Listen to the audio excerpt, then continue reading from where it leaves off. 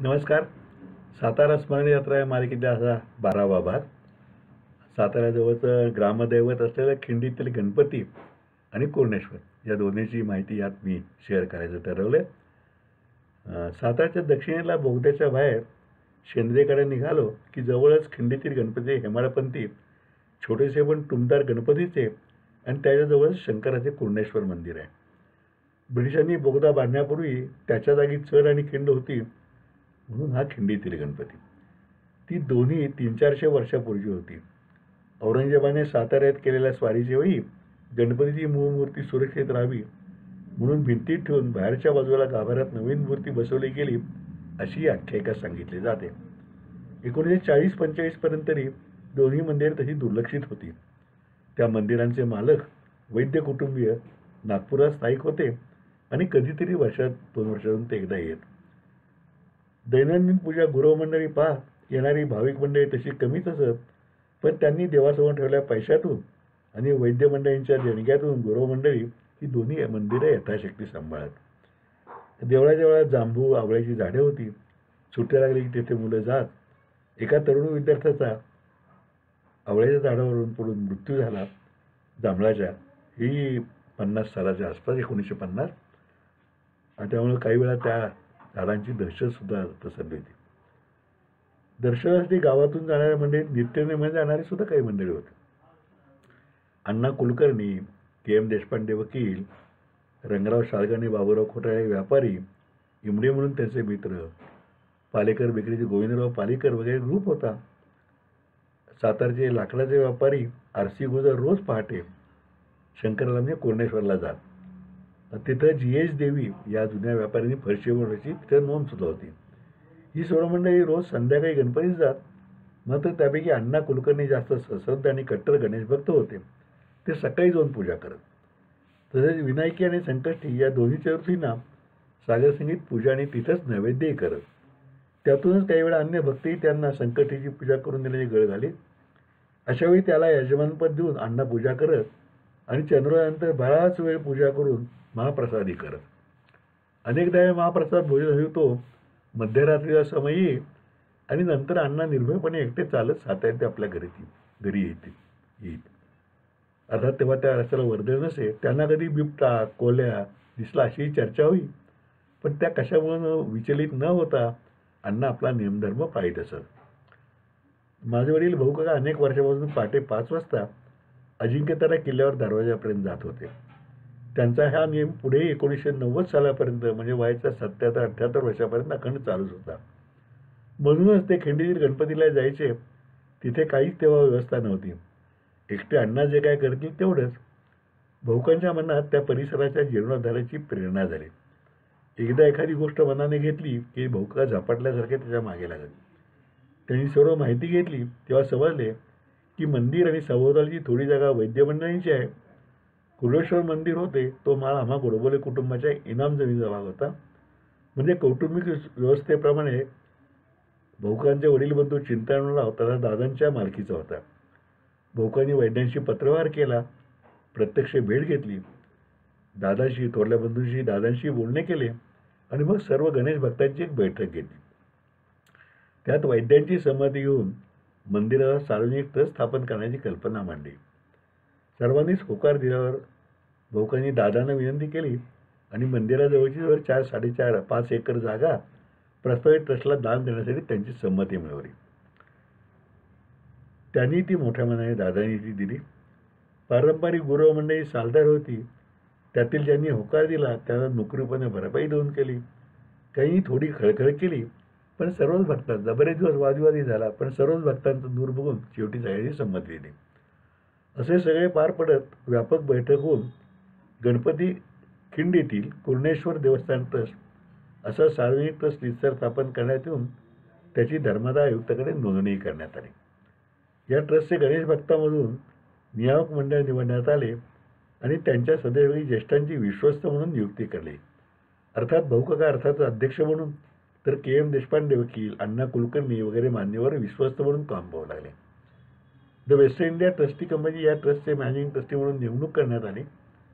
रामभाऊ कुलकर्णी, मधुकर खैर, आबा कुलकर्णी, विलास बोडस, श्रीकृष्ण भिडे, रमेश मोरे हा trustee कमचा staff हिशोब कायदेपालन व्यवस्थेत मदत करू लागला. वैद्य कुटुंबीय मंदिर जागा त्या दादा गोडबोल्यांनी सभोवतालची 5-5.5 एकर जागा यांचे या ट्रस्टला रजिस्टर बक्षीसपत्रक करून दिले.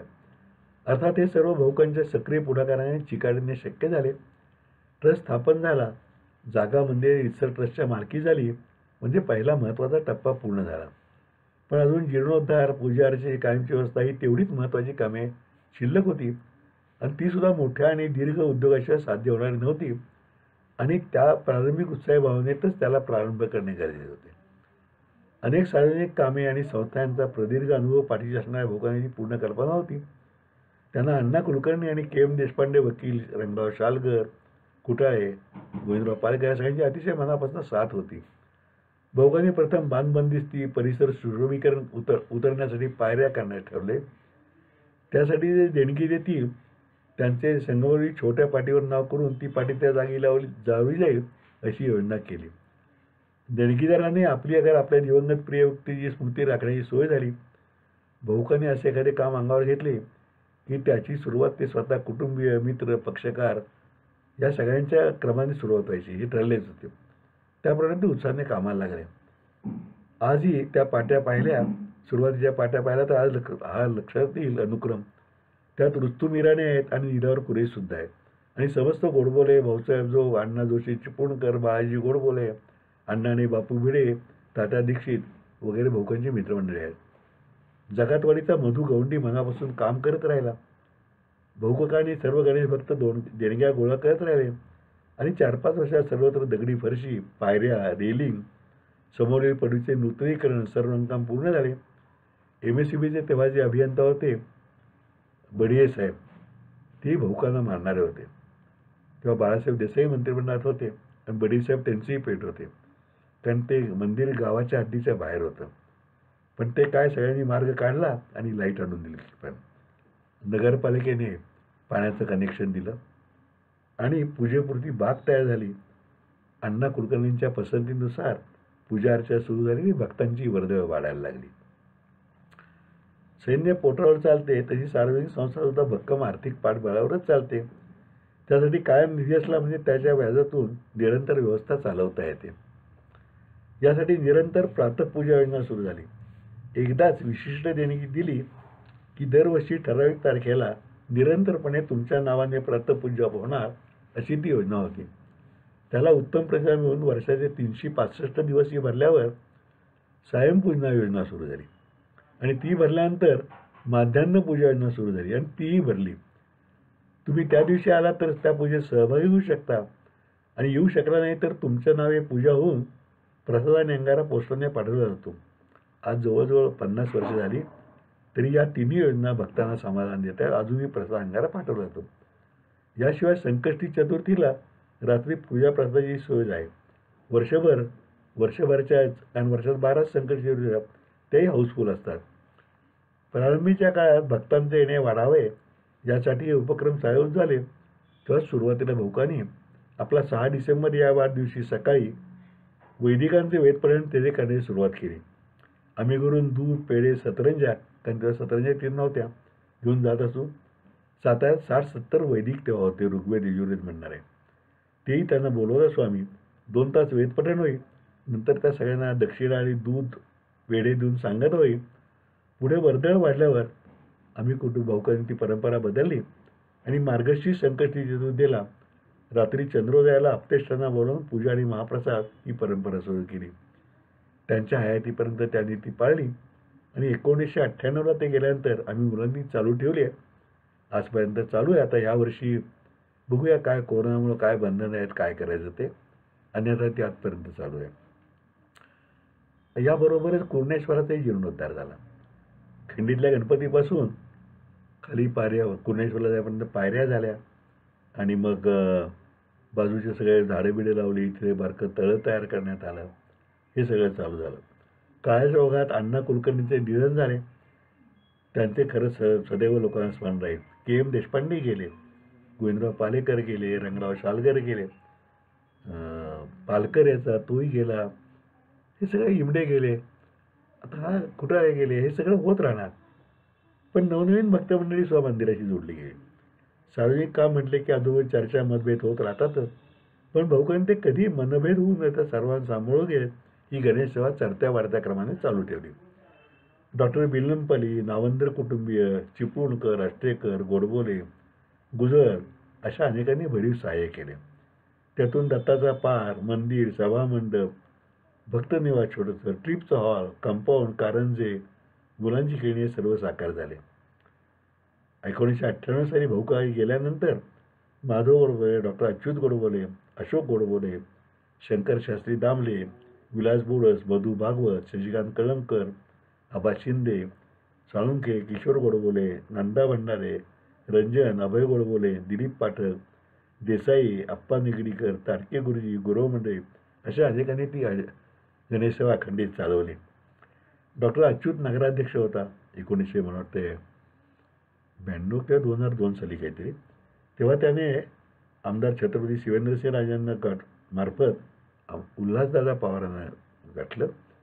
ते तेव्हा विकास महामंडळाचे अध्यक्ष होते आणि त्यांच्या सहकार्याने वैधानिक विकास महामंडळाकडून योगदान म्हणून बहुधा ते गणपती असा सुरेख पदपथ हे अभयसिंह राजांची स्मृती म्हणून बांधून टाकलं.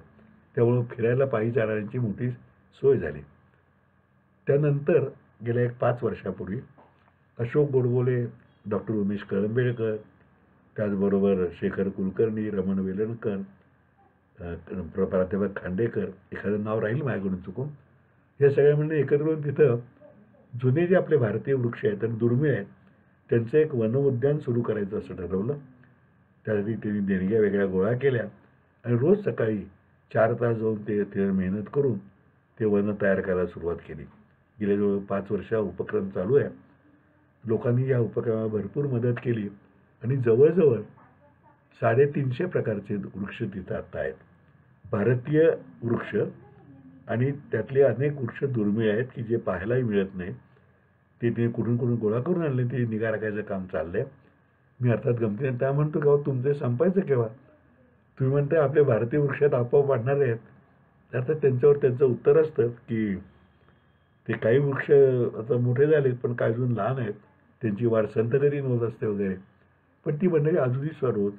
ही सगळी मंडळी आपापला उद्योग व्यवसाय सांभाळून काही रिटायर्ड आहेत पण तरीसुद्धा निष्ठापूर्वक सकाळी 7 ते 9-10 पर्यंत तिथे असतात, काम करतात.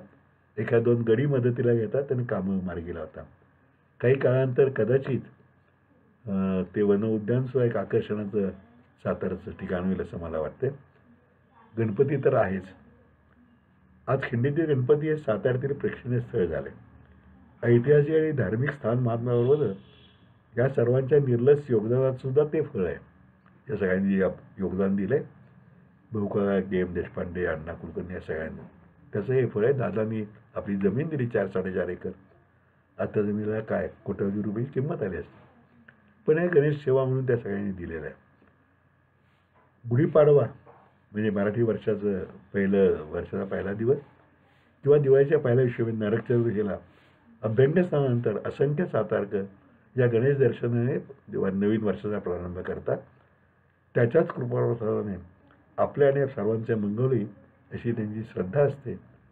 त्यामुळे खिंडीतील गणपती आणि कोरणेश्वर हे जणू साताऱ्याचं ग्रामदैवतच आहे असं म्हणणं चुकीच ठरणार नाही. आज आपण इथेच थांबूया. पुढचा भाग.